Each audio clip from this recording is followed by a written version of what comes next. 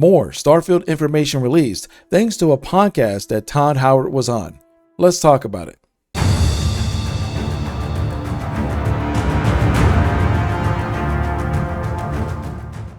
Recently, Todd Howard was a guest on the Lex Friedman podcast, and if you want to watch the full podcast, it's about 2.5 hours long. You can check it out. I put a link in the description of this video. And by the way, check out my other links, my socials, like the video, subscribe, all that YouTube stuff. This channel is growing fast, and I really appreciate your support. So, one of the things that caught my attention was that in this podcast, he stated that while Starfield is an open world, it has certain areas that are going to be locked off by leveling. So certain star systems, you have to have a certain level, which I'm assuming is probably going to be like some type of talent, or you have to be a certain level to get, whatever tool you need to upgrade your ship. I'm assuming there's going to be some caveat to explain this, but you won't be able to go to certain star systems until you reach a certain level, which I think could work out.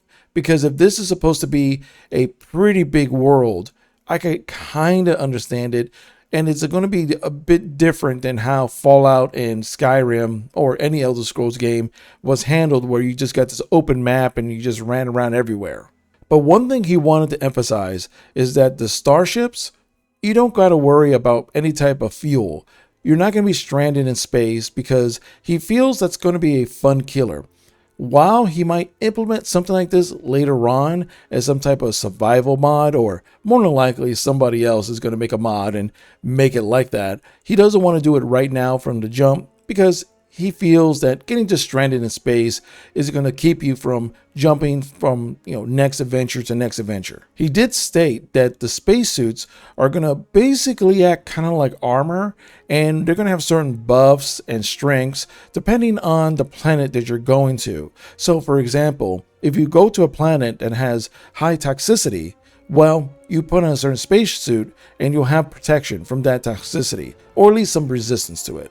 He was also asked that PlayStation 5 players are just not going to get this game, probably anytime soon. So he asked, is that something that came up? Is that something that is going to make development a bit more interesting? And matter of fact, Todd Howard was like, no, it's going to make things more streamlined.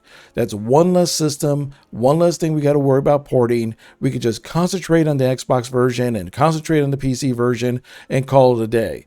But again, here's the thing. We all know how this works. It's a Todd Howard game. It's using the same old engine. Completely updated constantly, but deep on its very foundation, it's the same old engine. And it's probably going to have a lot of the same issues that it did last time. Hopefully they fix some stuff, but I'm not holding my breath. But he did mention that now that they're working so closely with Xbox since the acquisition, is that Bethesda is not just on their own little island. They are getting help from Xbox engineers, which personally I think is a good thing, because hopefully with more eyes and more resources, again, since they're using that same old engine, a lot more things will get refined. Maybe they'll have more tools to expand the world even more. There's a lot of things I hope that Starfield comes out and breaks the trend of old Bethesda games. We'll find out when it actually releases. But he did mention that, again, since he is working with Xbox and they're working with the engineers, the stress level of making the game is very high now, because he's not just making a game now, which is going to be a tentpole series for his publisher and developer. He's making it for one of the major console manufacturers. He's making it for Xbox. So this game is supposed to be a console seller. So I get why he says the stress level is very high. But then again, it's going to sell just fine. I don't think he has to worry about Starfield not selling because of all the past games. The only way that Starfield would not sell is if it comes out that you cannot mod Starfield. If it comes out that you cannot mod Starfield, or they put things in place like their stupid creative store or whatever it's called, and it blocks all modding, especially on the PC side, that's the only way Starfield's going to fail, in my eyes. As for bad guys, they said there's going to be a great variety of bad guys, but do expect robots. Either robots helping you or robots trying to kill you. Again, I feel that this was kind of expected, but it's good to hear that, the robotics are going to be part of this, because if you ever played Fallout, especially Fallout New Vegas, robots and their ilk always played a big part, and it was always interesting. So I want to see how the robots come. And I get a feeling that it's probably going to lead to a lot of comedic moments on top of like whatever monster's coming after you. Oh, and companions and romance options are back. So if you ever wanted to, woo the Starfield version of Lydia, there's probably going to be an option. Right now, there's only 4 people they said is in the romance side of things, but come on.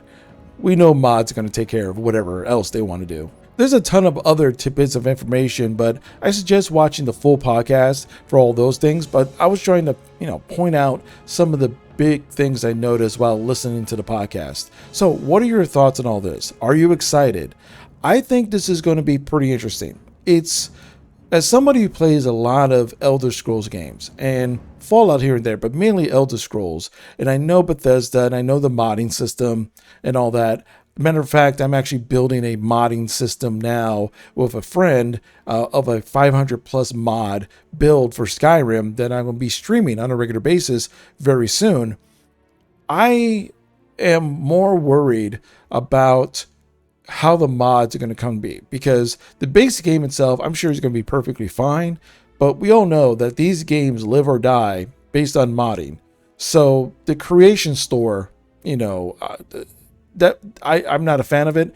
I know it has its use on the console side, but on the PC side, just give me Nexus or any of the other places out there and give me the ability to, open up my mod organizer and start modding stuff as soon as possible. And I'm sure that the mod tools out there will probably update very quickly to whatever Starfield is using and adapt. Well, that's it for me today. Thank you for being awesome.